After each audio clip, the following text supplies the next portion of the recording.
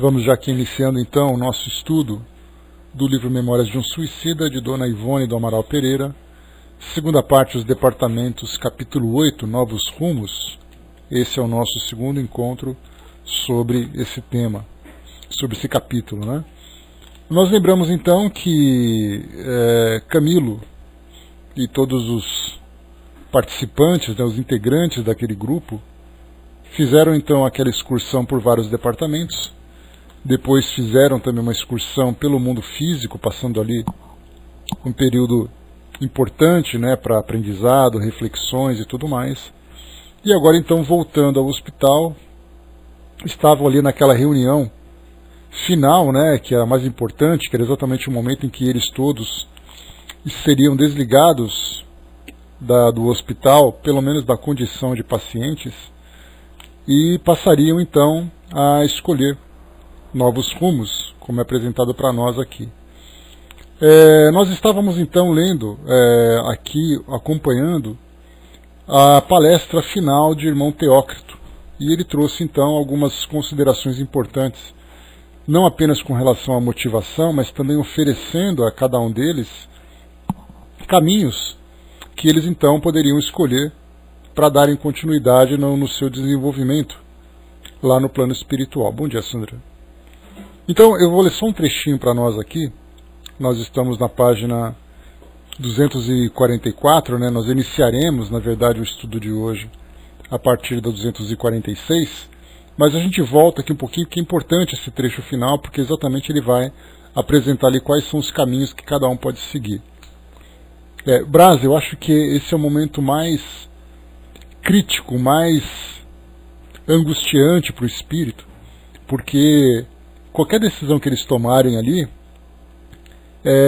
vai trazer uma consequência, principalmente por causa do nível em que eles se encontram, né? E nós passamos por isso tantas vezes também, tomando decisões, né? A gente tem ali talvez a felicidade de não lembrarmos desse momento, né? Mas certamente aquilo que nós temos hoje é o resultado da escolha que foi feita anteriormente. Bom dia, Dudu. Então ele diz assim para nós: em vos participando a liberdade que por lei vos é outorgada, referimo-nos ao direito que tendes de por vós mesmos e sob vossa responsabilidade tratar dos interesses próprios, presidindo com o vosso próprio raciocínio os destinos que vos aguardam. Sim, sois livres de escolher o que melhor vos parecer. Recebestes, onde até agora estagiastes, elucidações convenientes que vos permitem o critério da escolha. Quereis retornar à terra imediatamente, tomando o novo fardo corpóreo, vós, cuja razão devidamente esclarecida concluiu pela necessidade imperiosa, indispensável da terapêutica reencarnacionista, única que vos conduzirá à cura definitiva dos complexos que vos tem afundado nos pantanais irremediáveis de amarguras, tendes liberdade de fazê-lo, uma vez que estáis para tanto preparados. Preferis ficar e cooperar conosco durante algum tempo, dilatando a época do inevitável retorno ao orbe terráqueo, seja aprendendo a servir no corpo de nossa milícia, seja desenvolvendo faculdades de amor no aprendizado fraterno, de catequese às falanges obsessoras que infestam a terra, e o invisível inferior, ou no auxílio prestativo aos nossos hospitais, enfermagem, isto é, assistência benemérita, da caridade, do consolo fraternal, vigilância, etc., tendes autorização para escolher. Nosso campo de ação é imenso e vasto, e nas fileiras da nossa gremiação, bem recebido será o voluntário que, amando o Senhor, respeitando suas leis, desejando trabalhar e servir para progredir, submetendo-se aos nossos princípios e direção, se for inexperiente e quiser colaborar para o engrandecimento do bem e da justiça, vede Joel, a quem tanto quereis, para aqui entrou em vossas condições.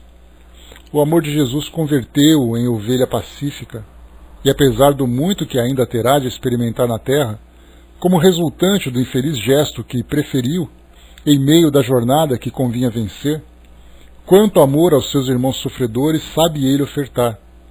Quantos gestos nobres e meritórios, todos os dias, distribui entre aqueles que lhe são confiados à vigilância. Porventura, desejais ficar aqui, sem coisa alguma para tentardes para o benefício próprio, perambulando de departamento em departamento, observando fatos, presos a um círculo vicioso de contemplação improdutiva, ou entre o invisível inferior e a terra, arriscando-se a perigosas tentações, inativos, ociosos, a exercerem a mendicância do astral, sem algo de meritório praticar, conquanto incapazes da prática do mal, uma vez que não sois maus? Não nos oporemos tampouco, conquanto com todas as forças da nossa alma e todo o sincero empenho dos nossos corações, vos aconselharemos que assim não procedais. É que isso redundaria em agravos penosíssimos para a vossa situação, em angústias inevitáveis, mas que se prolongariam em estados insustentáveis, que vos cumulariam de desvantagens amargosas, de incertezas e responsabilidades que muito conviria evitardes. Ou, de outro modo, desejareis prolongar a permanência ao nosso lado, a fim de vos iniciardes nos conhecimentos superiores da vida, consagrando-vos aos cursos preparatórios para a verdadeira iniciação, só é possível após resgates a que vos comprometestes com a própria consciência? Sede bem-vindos, ó amigos, e aprendei com o mestre dos mestres os primórdios que vos têm faltado. Recebei em seu nome os elementos com que vos fortificareis para a consecução dos ideais de amor, de justiça e de verdade. Muitos de vós, presentes a essa assembleia, se encontram habilitados para esse curso preparatório. Para outros, porém, o momento ainda não chegou. Suas consciências segredar-lhe-ão o caminho a seguir, sem que nos constranjamos a proferir-lhe os nomes. Mesmo os habilitados, todavia, nada obrigará à aceitação do convite que ora foi feito. Aceitá-lo-ão, se o quiserem, por livre e espontânea vontade. Bom dia, Eliana. Murmuração discreta percorreu a assistência. Era que admirávamos a caridosa sutileza do método posto em prática, o qual inibia uns e outros de nossa falange de se julgarem favorecidos por qualquer superioridade, uma vez que não podíamos avaliar os ditames das consciências uns dos outros, assim como aboliria a suposição de predileção por parte dos mentores. Teócrito continuou, depois de uma pausa.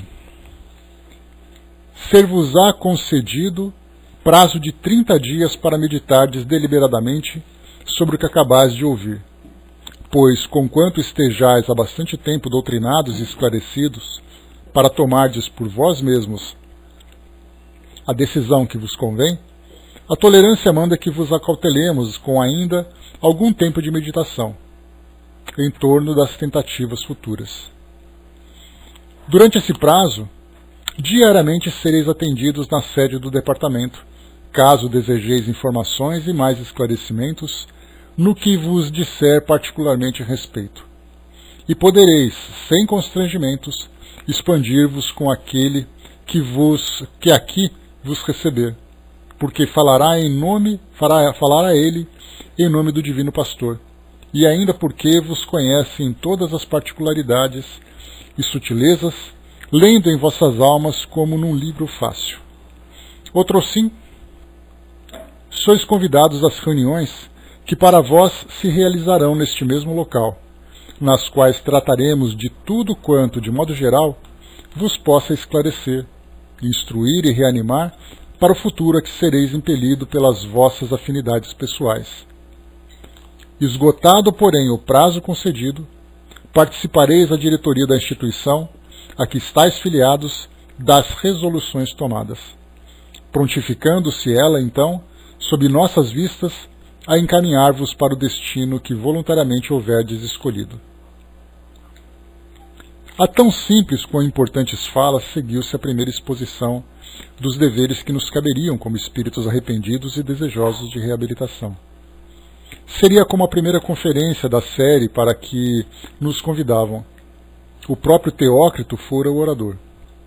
Falara paternal e conselheiramente, sem arroubos apaixonados de oratória, mas deixando penetrar até o âmago de nossas almas profundas reflexões em torno das particularidades inferiores de cada um.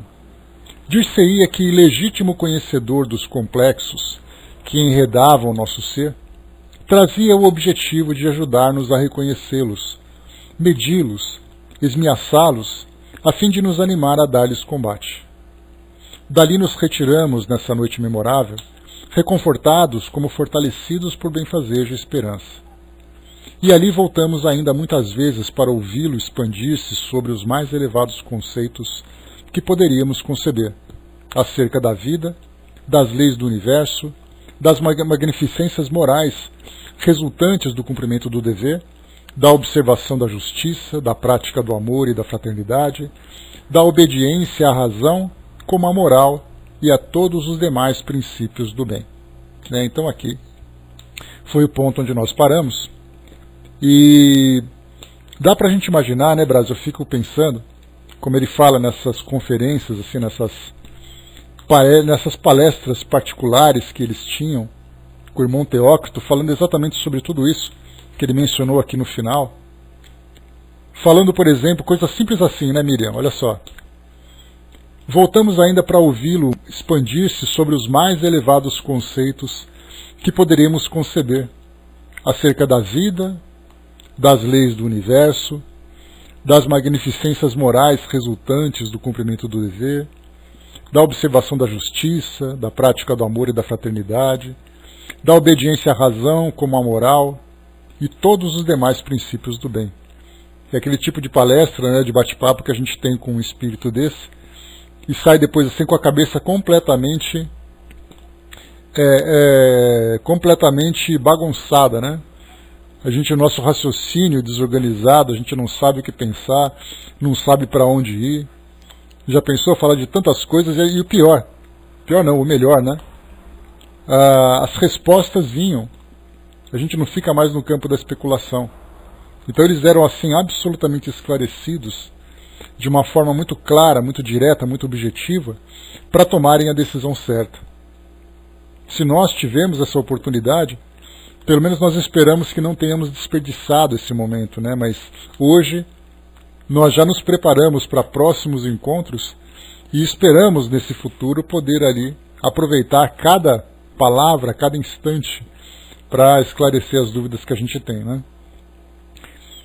Só quando perde o poder de ação que entra as compulsórias. Sim, como é o caso aqui nesse ponto em especial dos suicidas, nós temos então aqueles que se encontram internados no manicômio. Mas nós temos também outros casos que não vem sendo tratado aqui nesse livro, mas casos, por exemplo, de espíritos com grandes dramas de consciência. No caso, por exemplo, daqueles livros que foram psicografados pelo Divaldo, trazidos por Manuel Filomeno de Miranda, que falava muito sobre loucura, falava muito sobre obsessão. Então nós encontraremos também nesses grupos espíritos com as consciências bastante comprometidas, sem condições de tomarem decisões. Aquele processo, né, que Manuel Filomeno de Miranda já comentou, aquele processo de auto-obsessão extremamente profundo.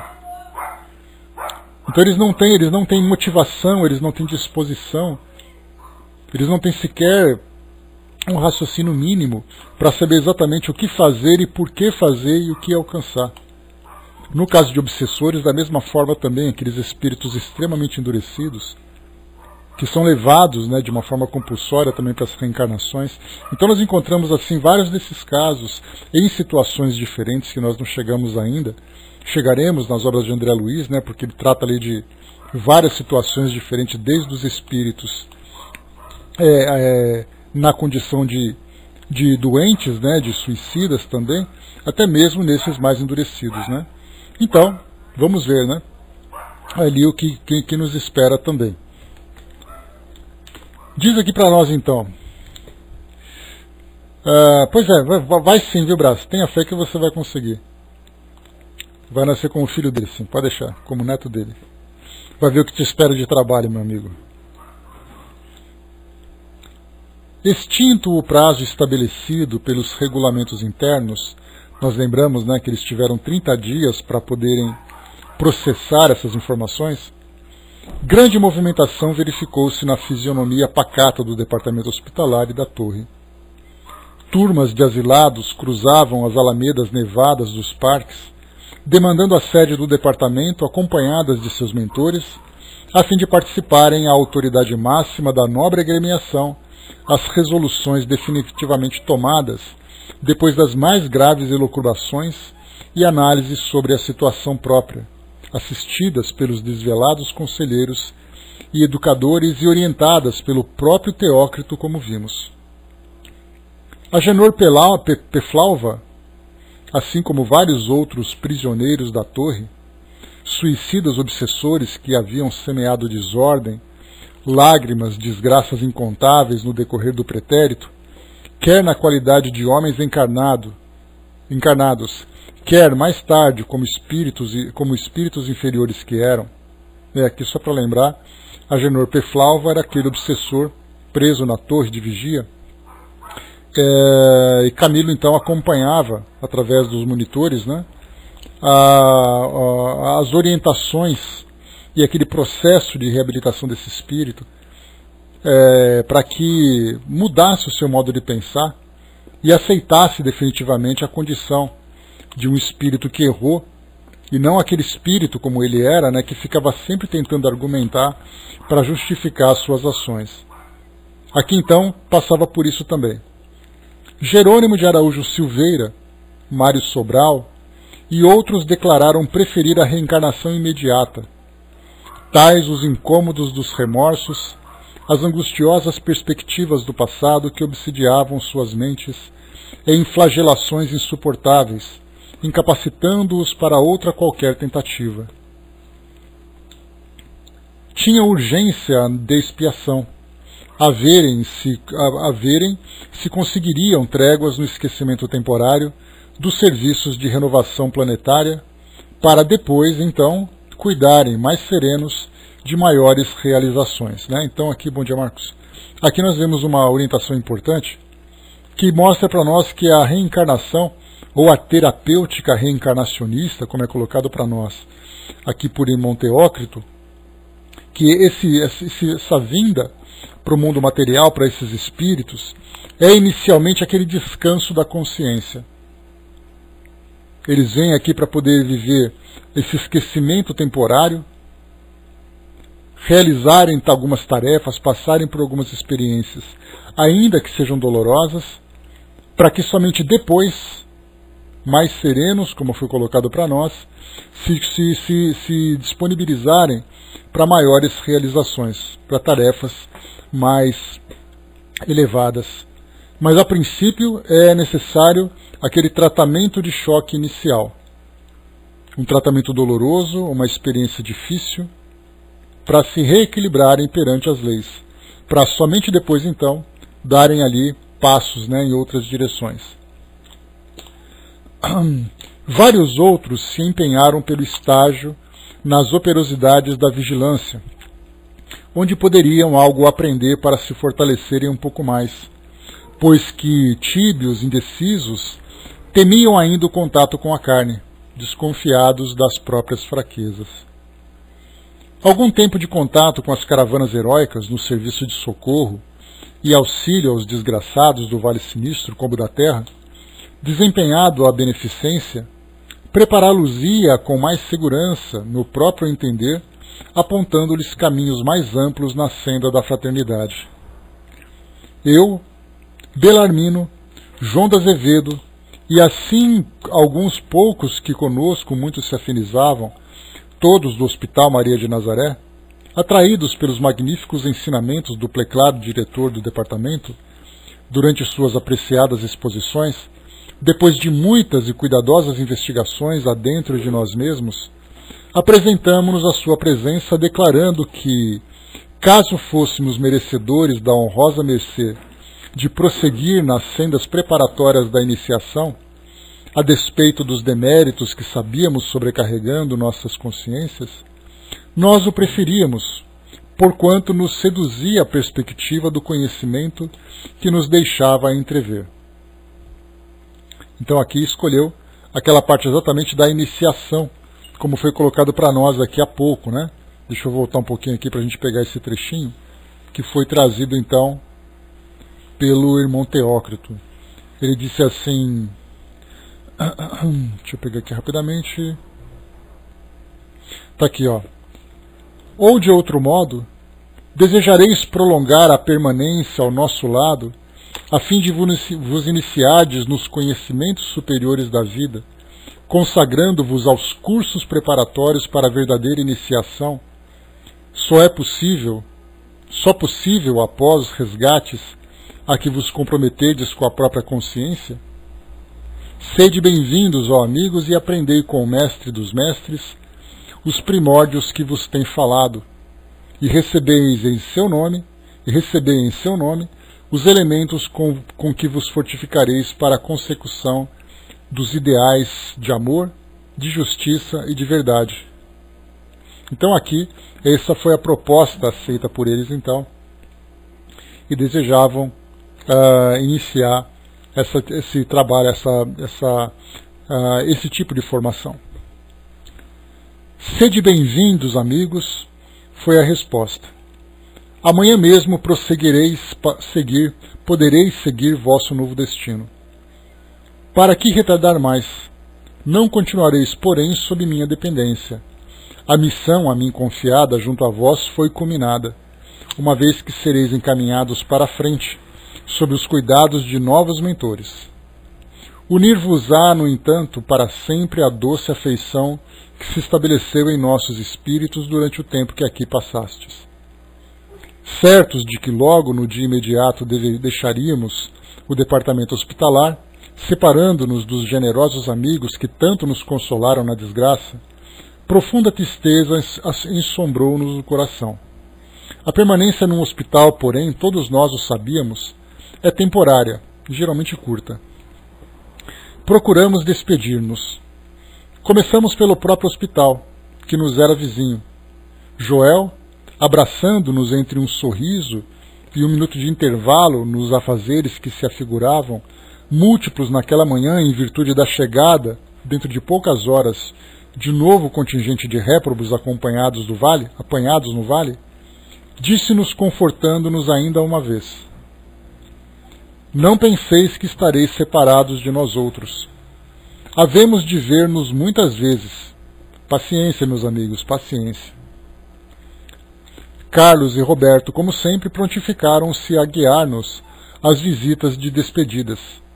Revimos e abraçamos todos os nobres mentores, os amigos incansáveis de dedicação, a quem tanto devíamos os amáveis conhecimentos que tivemos a honra de fazer fora do nosso departamento, os quais se estenderiam através do tempo, solidificando-se em perpétuas afetuações. Achávamos no departamento de reencarnação, acompanhado das gentis irmãs servidoras, Rosália e Colestina, quando ali deram entrada vários pretendentes à matrícula do recolhimento. Era compungente observá-los maturando sobre os dramas nefastos que assim os impeliram para o futuro acerbo tão depressa, o futuro redentor. Dir-se-iam réprobos expulsos do paraíso por falta de afinidades por habitá-lo por mais tempo.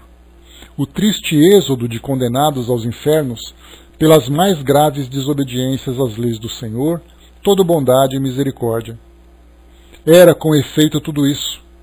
Era a falange de arrependidos que, por entre as lutas das incompreensões das provas terrenas, iam polir a consciência maculada pelo pecado, batizando-a no fogo redentor do sofrimento e assim remindo-a da desonra. Caminhavam em fila extensa, de dois em dois, subindo as escadarias da sede do departamento e desaparecendo dentro em pouco no interior do mesmo. Prisioneiros do passado ominoso, escravizados pelo negror da mente, incapacitados em vista de seus pungentes remorsos para quaisquer tentativas antes de uma reencarnação expiatória, seguiam cabisbaixos, tristes, constrangidos, temerosos, dando a impressão de que só se submetiam à dura penalidade porque outro remédio não haviam encontrado para lhes restituir a honra espiritual, a serenidade íntima, senão esse providencial recurso que a lei magnânima lhes apontava: voltem a ser homens. Aqui a gente cria essa imagem na nossa mente de ver aqueles vários espíritos então enfileirados se preparando para uma nova reencarnação, já sabendo que seria uma reencarnação dolorosa, já sabendo que viriam ali expiações extremamente angustiantes, mas também sabendo que esse era o único recurso que eles dispunham, de que eles dispunham para recomeçarem, uma nova trajetória evolutiva. E enquanto isso, Camilo, embora também se encontrasse na mesma condição de suicida, já criava, uma perspectiva, já tinha uma perspectiva diferente, pelo fato de já ter ali se perdoado dentro daquilo que era possível, de ter se redimido, pelo menos ali consciencialmente, diante dos erros que foram praticados, mas sabendo também que teria algo a quitar naquele futuro. O Brás colocou: fico pensando o próximo êxodo, tão próximo, e essa humanidade dormindo, como a guerra mundial já anunciada, Olha, Brás, sempre foi assim, Hoje nós estamos presenciando esse momento porque faz parte da nossa atualidade. Mas se nós voltássemos, por exemplo, no passado, exatamente, sempre foi assim. Se nós voltássemos um século no passado, nós teríamos outros eventos que fariam com que a humanidade também sofresse, já tivesse no futuro uma história dolorosa. Se voltássemos 500 anos no tempo, nós encontraríamos a mesma coisa. E voltaríamos, e voltaríamos, e voltaríamos, e cada geração tinha ali o seu próprio momento. É que a gente sempre acha que o nosso momento é o mais especial de todos, pelo fato de nós estarmos vivenciando essas situações. Mas todas as gerações viveram isso. E ainda, lamentavelmente, nós teremos outras gerações que ainda viverão essa fase sombria da consciência sem sequer se darem conta dessa realidade que nos envolve. Mas, felizmente, nós vivemos hoje, a doutrina espírita sendo para nós esse farol que guia essas consciências. Ela é uma doutrina que se encontra em processo de expansão e cada vez mais vai esclarecendo as pessoas, esclarecendo outros grupos, fortalecendo as convicções que já foram alcançadas também. E aí então a gente vai percebendo que a tendência é diminuir a intensidade desses sofrimentos, mas eles continuarão ainda porque, lamentavelmente, é a única forma de despertar essas consciências, Mas, vamos lá. Enquanto nós estamos aqui, nós lembramos que no passado nós tínhamos aqueles que estavam ali entre guerras, Primeira Guerra Mundial, Segunda Guerra Mundial. Lembrando, por exemplo, que há um século, nós estamos em 2017. Em 1917, o mundo se encontrava ali no meio da Primeira Guerra Mundial. E acabando, pouco tempo depois, colocaremos ali 20 anos praticamente depois, nós tínhamos uma Segunda Guerra começando. Então a gente pensa assim, a humanidade dormia naquela época e continua dormindo ainda hoje, apesar disso tudo. Vamos ver. A doutrina espírita, o socialismo nos moldes cristãos e a língua esperanto juntos vai reinar na terra regenerada, Vamos ver. Veremos, como isso vai se desenrolar. Porque a lição, se ela for bem aprendida, dos erros que a humanidade vem cometendo nesses últimos séculos, vai fazer com que nós tenhamos escolhas diferentes no futuro. Vamos ver, de que forma que tudo isso vai ser vivenciado pela humanidade, ou pelas próximas gerações, incluindo a nós mesmos também. E continua. Falávamos então daqueles espíritos naquela fila dolorosa, cabisbaixos, tristes e constrangidos e temerosos, se preparando para aquela reencarnação dolorosa. Renovarem-se nas lides planetárias através dos exercícios reabilitadores do cumprimento do dever. Desoladora sensação de pavor fez estremecer em nossas fibras mais sensíveis ao se nos deparar o grupo conduzido por irmão João, diretor do manicômio. Incapazes livremente de raciocinar, seguiam para a reencarnação impelidos pela necessidade imperiosa de uma melhoria ou de algum progresso. E somente as escassas atenuantes que deveriam trazer, como os deméritos que a evidência mostravam, estabeleceriam condições para a existência que buscavam, assim como seus lastimáveis estados vibratórios.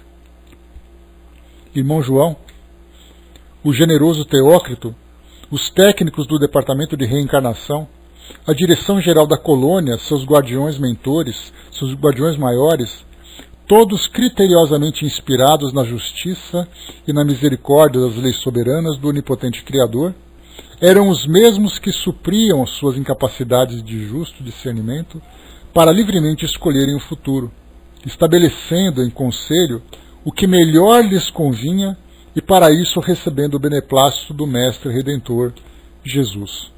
Então aqui mostra que irmão João, irmão Teócrito, esses técnicos do departamento, mais os guardiões, os mentores desses espíritos, todos eles então escolhiam qual seria ou quais seriam os caminhos que cada espírito desses do manicômio seguiriam então. Os espíritos, já que não podiam tomar qualquer decisão, então seguiam por aquilo que decidiam. E aí a gente vê então, recebendo o beneplácito de Jesus, ou seja, a inspiração de Jesus, tomavam então as melhores decisões, visando o crescimento desses espíritos. Não contivemos as lágrimas ao avistarmos Jerônimo e Mário, nossos pobres companheiros e afins, desde as sombrias desesperações do Vale Sinistro. O primeiro abatido, Jerônimo nesse caso, curvava a cabeça sobre o peito, qual o condenado submisso no momento supremo. Não nos percebeu à distância, tão absorvido seguia nas ondas aflitivas do pensamento. O segundo, porém, Mário, sorridente e valoroso, os cabelos revoltos como no primeiro dia em que o víramos, o peito, no entanto, destemeroso, erguido como a desafiar as lutas por vindouras, olhos vistos postos para a frente, qual sonhador antevendo o ápice honroso de empresa penosamente iniciada, entre os sacrifícios exigidos pela razão e as lágrimas vertidas pelo coração, ambos conflagrados por sincero arrependimento que seria preciso expungir. Ao nos avistar, acenou amigavelmente, num adeus que parecia derradeiro, enquanto, frêmito de indescritível horror, confrangia nossas almas. O desgraçado acenara com 2 miseráveis tocos de braços, onde não existiam mãos, ao passo que essas lá estavam, destacadas, encravadas no seu próprio pescoço, como recordando a morte violenta pelo estrangulamento, a mesma por ele dada à infeliz Eulina. Este será bem certo que vencerá, profetizou a irmã Celestina pensativa. Sua próxima migração terrena será calvário áspero, próprio das almas corajosas que se arrependem, e do berço ao túmulo apenas lágrimas e asperezas conhecerá. Arrastar-se-á sem esperanças nem compensações, mutilado, enfermo, humilhado, ridicularizado, traído pela própria mãe que o repudiará ao dar-lhe a vida, pois só obterá num corpo, nos ambientes viciados em que outrora se chafurdou. Mas será preciso que assim seja, meu Deus, para que se reconcilie com a própria consciência e se reencontre harmonizado com o progresso natural de cada criatura em procura de Deus. Tão bem assim o compreendeu, que ele mesmo escreveu a sentença que lhe convém e entregou a irmão Teócrito para encaminhá-la à direção geral e conseguir a aprovação de seu guardião maior, isto é, de Maria, governadora da legião a que pertencemos. Mário impôs-se expiação duríssima, como tantos e tantos irmãos nossos existentes sobre a crosta da terra, no resgate severo e decisivo. E ao entardecer, no dia seguinte, deixamos o departamento hospitalar. Veículo modesto que reconhecemos do tipo usual no interior da colônia, veio buscar-nos.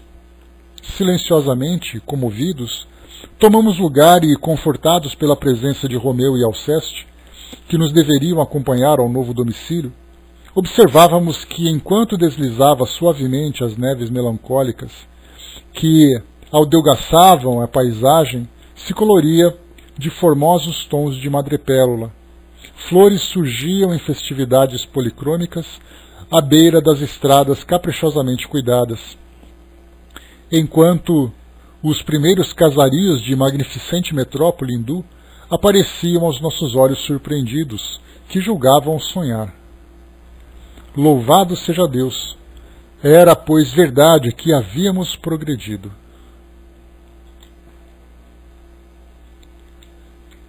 Aqui então, pessoal, a gente acaba esse capítulo. Essa parte, na verdade, a gente faz uma mudança agora significativa, né, nesse nosso roteiro.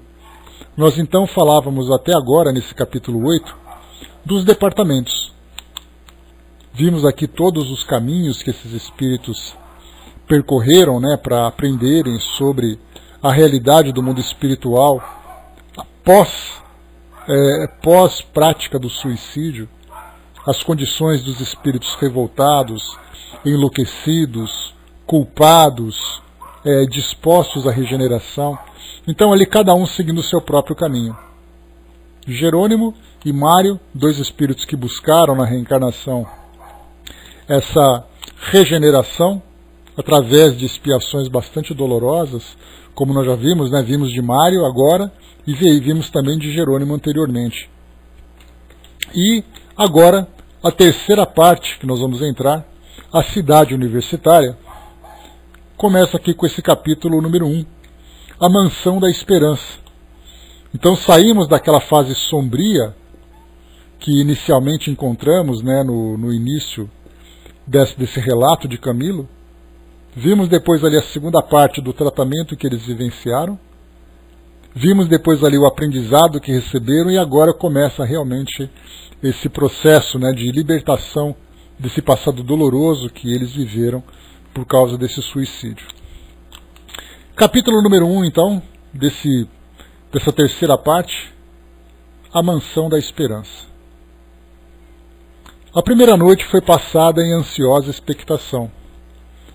Nossos aposentos deitavam para o jardim e das ogivas que os rodeavam descortinávamos o vasto horizonte da metrópole, marchetado de pavilhões graciosos como construídos em madrepérola, e de cujos caramachões, que os enfeitavam pitorescamente, envolavam-se fragrâncias delicadas de miríades de arbustos e flores viçosas, não mais insípidas, níveas, como no departamento hospitalar, né? Ou seja, aquelas flores, né, viçosas que agora eles encontravam, era muito diferente daquele ambiente pálido, daquele ambiente névoo, né, que encontravam, né, aquele lugar sem vida praticamente que eles encontravam lá, que era exatamente resultado das vibrações dos espíritos que lá se encontravam. Agora não, agora tudo diferente. Tudo tinha vida, tudo tinha fragrância, tudo tinha cores, movimentos, tudo era diferente. O Brás lembrou, né? Lembra o livro Nosso Lar, o departamento que os recém-chegados, para os recém-chegados dos umbrais, né? A claridade a conta-gota, né? Sim, homeopaticamente oferecida, né? Tudo indicava que gravitávamos, segundo as nossas afinidades, para uma cidade universitária, onde ciclos novos de estudo e aprendizagem se franqueariam para nós segundo o nosso desejo. Enquanto passeávamos aos nossos olhos interessados, estendia-se paisagem amena e sedutora, onde edifícios soberbos, finalmente trabalhados, em estilo ideal, que lembraria o padrão de uma civilização que nunca chegaria a se concretizar nas camadas terrestres, nos levaram a meditar sobre a possibilidade de neblinas ignotas, irisadas sobre valores também desconhecidos, servirem a artistas para aquelas cúpulas sedutoras, os rendilhados sugestivos, o pitoresco encantamento dos balcões convidando a mente do poeta a devaneio profusos, caminho do ideal. Avenidas imensas rasgavam-se entre arvoredos majestosos e lagos docemente encrespados, orlados de tufos floridos e perfumosos. E alinhadas como em visão inesquecível de uma cidade de fadas, as academias onde o infeliz, que atentara contra o sacrossanto ensejo da existência terrena, deveria habilitar-se para as decisivas reformas pessoais que lhe seriam indispensáveis para mais tarde, depois de nova encarnação terrena, onde testemunhasse os valores adquiridos durante os preparatórios, ser admitido na verdadeira iniciação.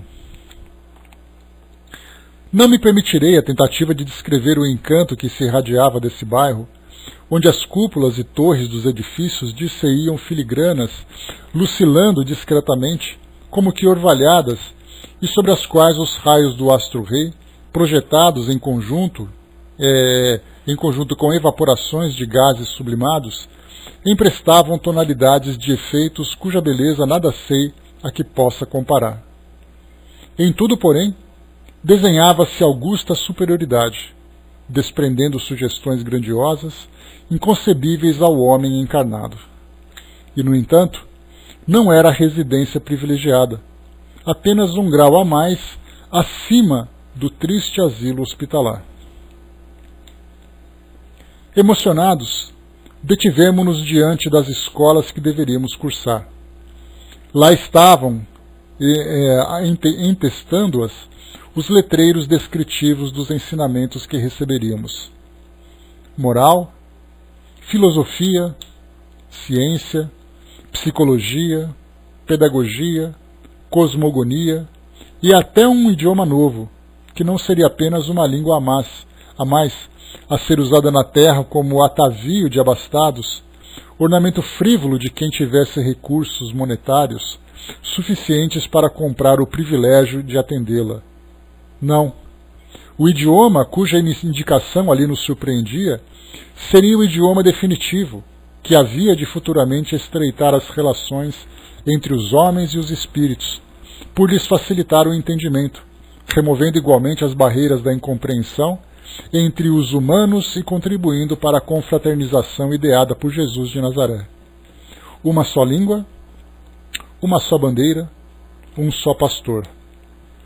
Esse idioma, cuja ausência entre médiuns brasileiros me havia impossibilitado ditar obras como as desejara, contribuindo para que fosse mais penoso o trabalho de minha reabilitação, possuía um nome que se aliava ao doce refrigério que aclarava nossas mentes.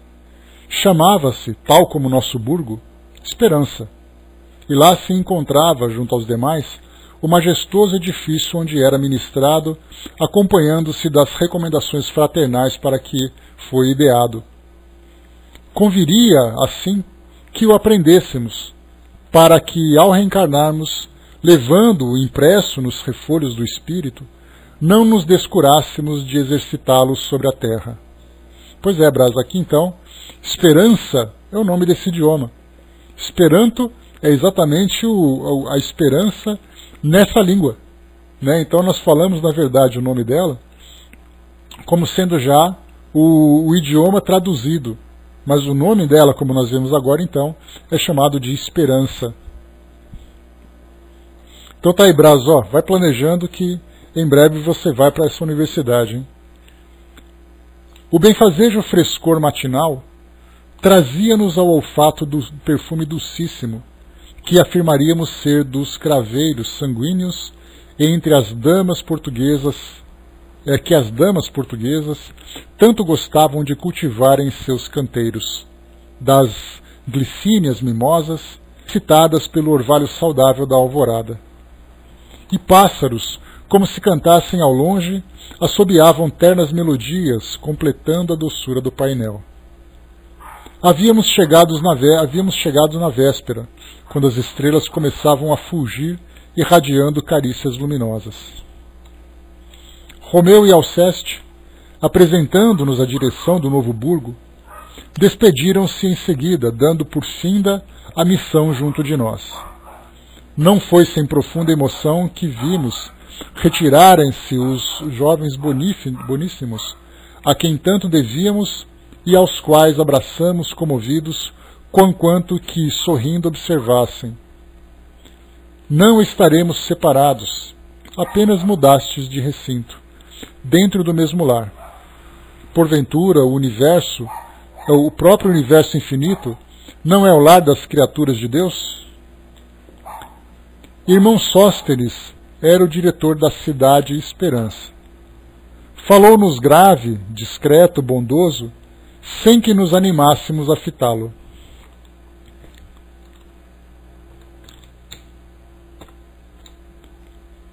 Sede bem-vindos, meus caros filhos.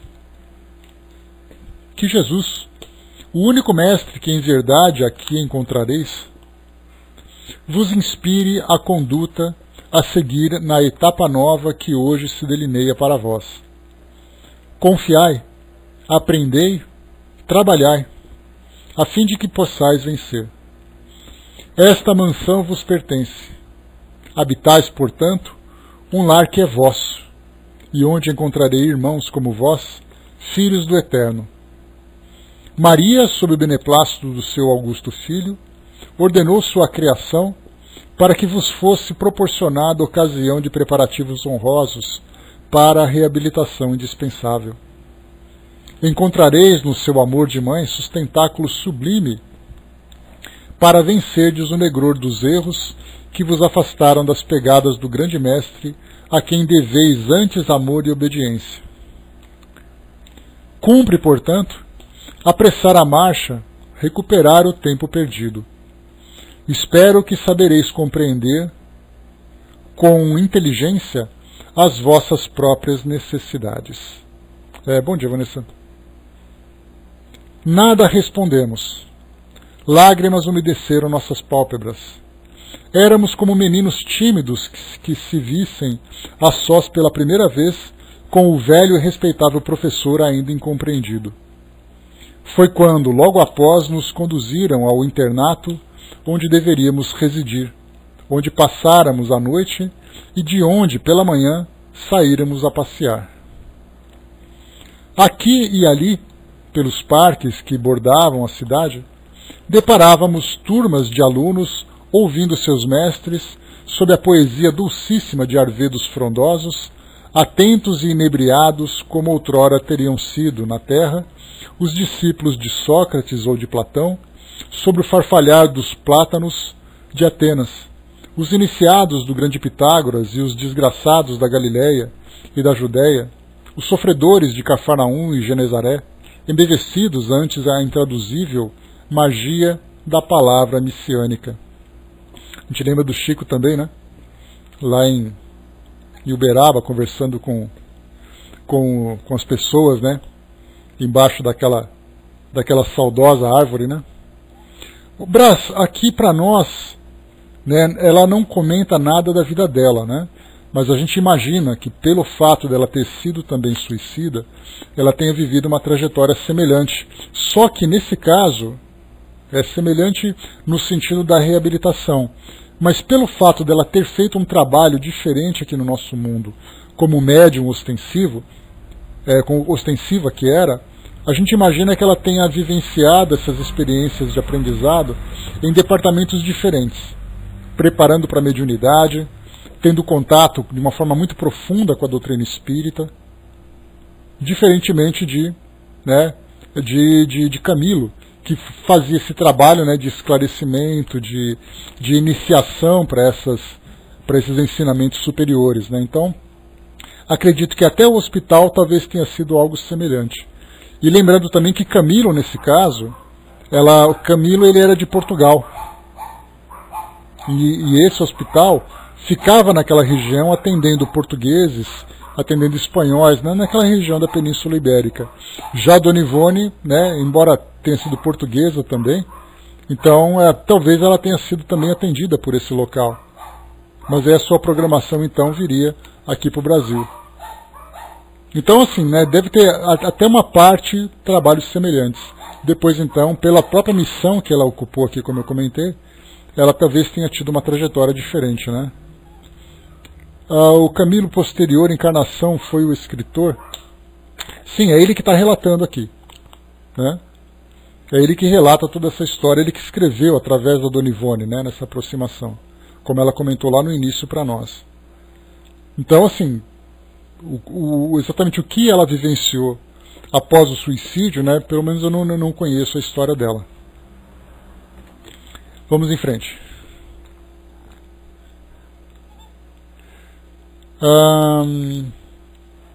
Senhoras transitavam pelas alamedas, acompanhadas de vigilantes severas, como Marie Nimier, que mais tarde conheceríamos muito de perto, ou impenetráveis como Vicência de Guzmán, jovem religiosa da antiga Ordem de São Francisco, irmã do nosso antigo benfeitor, Conde Ramiro de Guzmán, a qual igualmente passamos a querer bem, tão logo soubemos dos elos imarcíveis que a ligavam àquele dedicado servidor da seção das relações com a terra. Aqui a gente lembra, né, tem aqui uma nota de rodapé, que diz assim para nós: personagens de uma narração incluída nos apontamentos concedidos pelo verdadeiro autor dessas páginas, no decurso de 20 anos de experiências mediúnicas, mas o qual o seu compilador houve por bem omitir no presente volume, reservando-a para novo ensaio literário em moldes espíritas, né? Então aqui houve uma mexida nesse texto por parte principalmente de Leon Denis, que foi o revisor dessa obra, né, que Dona Ivone lembra para nós.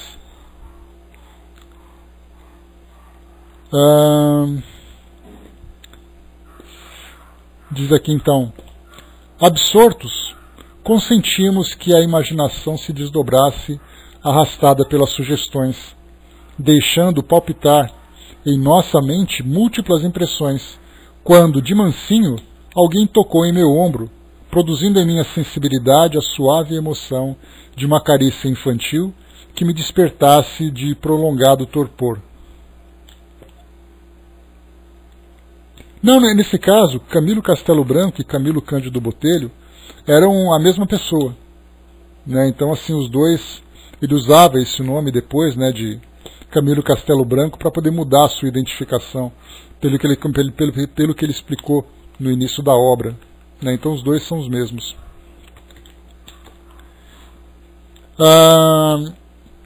Voltei-me, então, depois desse toque no ombro, né?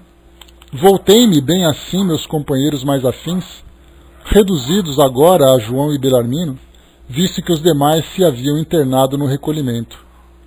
Duas damas acharam-me ao meu lado, convidando-nos para uma reunião de honra, para a qual fora convocada a pequena falange chegada de um dia anterior. Diziam as damas que, então, seríamos apresentados aos nossos novos mentores, aqueles que fariam nossa educação definitiva. A eles seríamos entregues como a veros guardiões, que por nós zelariam paternalmente até findar o curso de experiências renovadoras que urgia levássemos a efeito em próxima encarnação nos planos terrestres. A primeira das damas, justamente a que me tocara, era uma menina loira e mimosa, que andaria pelas 15 primaveras, portadora de gracilidade irresistível. Trajava-se, porém, curiosamente, não nos furtando nenhum de nós outros ao impertinente reparo. Túnica branca atada à cinta, manto azul trespassado ao antigo uso grego, e pequena grinalda de rosas minúsculas ornamentando-lhe a fronte herbúnea. Dir-se-ia um anjo a quem faltassem as asas. No primeiro instante supus-me vítima de um novo gênero de alucinação, que, passado do Vale dos Réprobos para a Cidade da Esperança, teria o condão de criar o oposto do hediondo, isto é, o agradável e o belo. A menina trazia poético e imponente nome de Rita de Cássia de Forjás Frazão, decassílabo que a teria implicada em círculo familiar aristocrata, na derradeira etapa terrena sofrida em terras de Portugal. Mas alguns dias passados, não sofreando o desejo de me elucidar acerca de seus interessantes trajes, via entristecer-se a minha indiscrição, enquanto lhe ouvia a resposta à interrogativa por mim feita. Então perguntaram, sobre a vida dela, e ela respondeu: sepultaram-me assim, ou melhor, assim vestiram o meu fardo carnal, quando o abandonei pela última vez na terra. Tão grata foi ao meu coração a volta ao invisível, não obstante o desastre que ocasionou a um ser muito querido para mim, que retive na mente a recordação da última toilette terrena. A segunda, a alta, também loira, aliás, aqui só um parêntese, aqui mostra essa jovem que ela manteve então as mesmas roupas que ela utilizou quando foi sepultada. E não raras as vezes eu já li depoimentos de espíritos que mantinham aquele terno preto, aquela roupa preta, também do sepultamento que vivenciaram. Eles tinham ainda a mente tão vinculada, as mentes tão vinculadas a essa realidade, essa última realidade que eles vivenciavam, que eles continuavam no plano espiritual vestido dessa forma. Eu me recordo de Patrícia, que usava uma roupa, pela descrição que ela trouxe para nós, uma roupa mais mais informal, camiseta, calça jeans e tudo mais, era a aparência que ela se mostrava. Então nós vemos assim que cada um de nós terá inicialmente, nesse momento de chegada ao plano espiritual, as mesmas imagens, que muitas vezes nós fixamos nos momentos finais da nossa última encarnação. Muitas vezes pessoas que chegam no plano espiritual levando ainda roupas de hospitais, pelo fato de terem desencarnados vestidos com essas roupas. Então a mente muito ligada ao mundo material ainda preserva também essas mesmas características. A história de noivas, quem nunca viu história de noivas no plano espiritual se vestindo de noivas porque desencarnaram próximas do casamento. Mas vamos lá, cada espírito tem ali, cria a sua própria imagem. A segunda, alta, também loira, deveria ter deixado a vestidura corporal não longe dos 50 anos, conservando ainda as impressões mentais que permitiam tais observações. Simpática e atraente, estendeu-me a destra, muito gentilmente, apresentando-se de modo assaz cativante para nós. Tenho certeza que já ouvistes falar de mim. Sou Doris Mays Steele da Costa, e tenho de uma existência terrena em que muito gratamente servi de mãe a meu pobre Joel, vosso amigo do departamento hospitalar. Então, Doris Mary Steele da Costa. Confessamo-nos encantados, não dispondo de frases bastante expressivas, para traduzir a emoção que nos empolgava. Respeitosamente osculamos a mão que tão democraticamente nos era estendida, mas sinceramente o fizemos sem a afetação a que nos habituávamos desde muito. À hora aprazada, fomos introduzidos na sala de assembleias, situada na sede central do novo departamento, por irmãs vigilantes encarregadas do novo intento.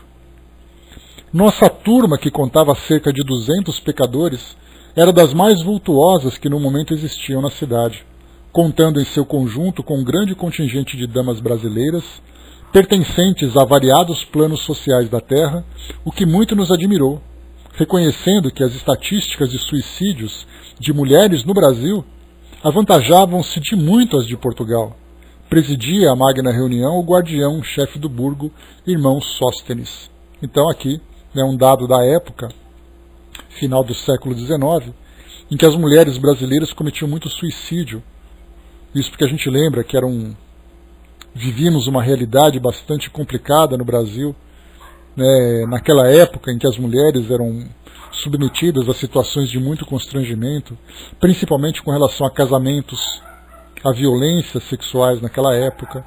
em que as mulheres eram simplesmente negociadas, né, conforme o interesse de uma sociedade com uma mente ainda bastante paternalista. Então era muito natural que mulheres cometessem suicídio naquela época. Natural não, era muito comum que mulheres cometessem suicídio por não suportarem viver esse tipo de situação. Iniciando-a, exortou-nos à homenagem mental ao Criador, o que fizemos orando intimamente, tal como nos fora possível, impelidos todavia por sincero respeito.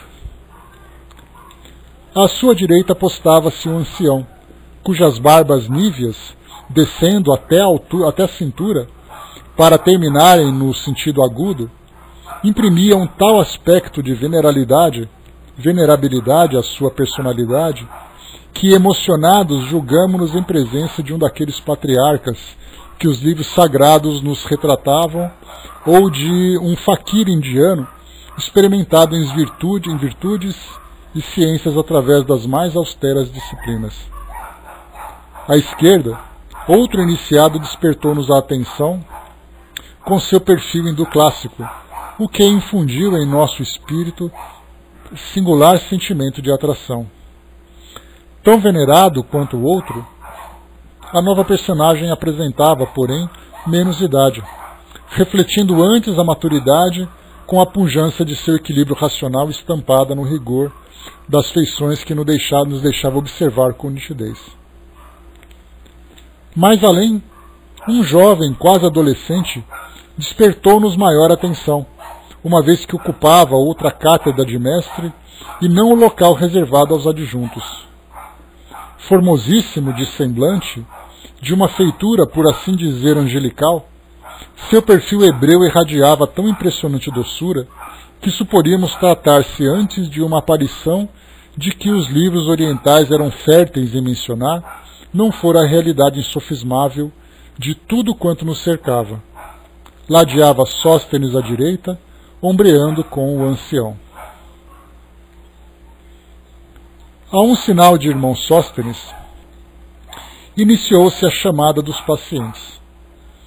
Nossos nomes, registrados no volumoso livro de matrícula, onde os assináramos à chegada, ressoavam um a um, proferidos pela voz possante de um adjunto que, ao lado da tribuna de honra, como que secretariava a reunião. E ouvindo que nos chamavam, respondíamos timidamente, quais colegiais bisonhos, enquanto a repercussão fazia retidos nossos nomes mais além, entre salas e galerias, levando-os através das alamedas distantes, dos parques da cidade que se estendia entre flores e pavilhões grandiosos, para os perpetuarem, quem sabe, ecoando através do infinito e da eternidade. Todos presentes, levantou-se o diretor para o discurso de honra. Deixa eu ver aqui. Aqui agora, pessoal, já vamos chegar aqui no discurso de abertura dessa reunião, por parte de irmão Sóstenes. E a gente está aqui quase no finalzinho já do nosso encontro, então eu vou deixar para que a gente trate desse tema, continuando então esse ponto, na semana que vem, na segunda-feira, quando nós faremos então a nossa nova reunião. Então nós paramos por aqui, nessa chegada, nessa preparação, e ficamos aqui nessa expectativa de ouvirmos esse discurso de abertura, esse discurso de honra do início dessa reunião, e depois veremos ali quais serão as destinações de cada um desses espíritos, né, que lá chegaram nesse novo grupo. Então nós paramos aqui na página número 250, deixa eu ver aqui, na página número 253, logo no início então do discurso de irmão